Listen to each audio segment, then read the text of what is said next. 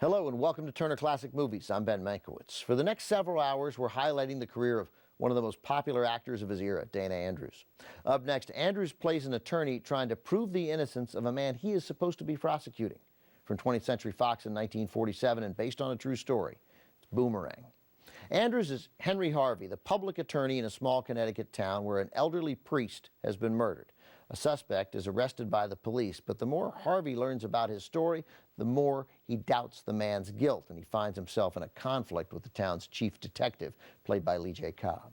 Jane Wyatt plays Harvey's wife, with Arthur Kennedy as the drifter arrested for the murder, and Sam Levine as a local newspaper reporter involved in the case.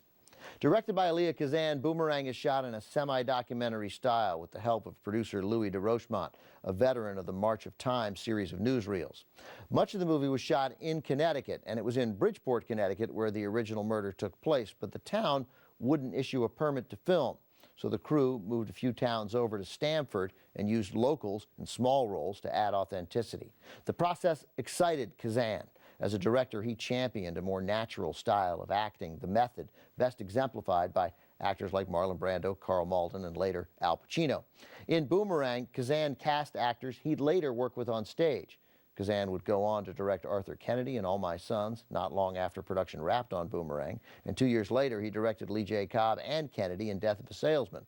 Also in Boomerang, Kazan uses Carl Malden in a small role, and even the author of Death of a Salesman, Arthur Miller, shows up as a suspect in a lineup. From 1947, also with Ed Begley and Kara Williams. Here's Boomerang.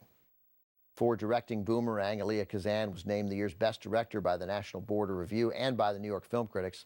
He considered Boomerang his introduction to on-location filming, and it led Kazan to abandon Hollywood sets and use authentic settings in movies like Panic in the Streets, Viva Zapata, and On the Waterfront.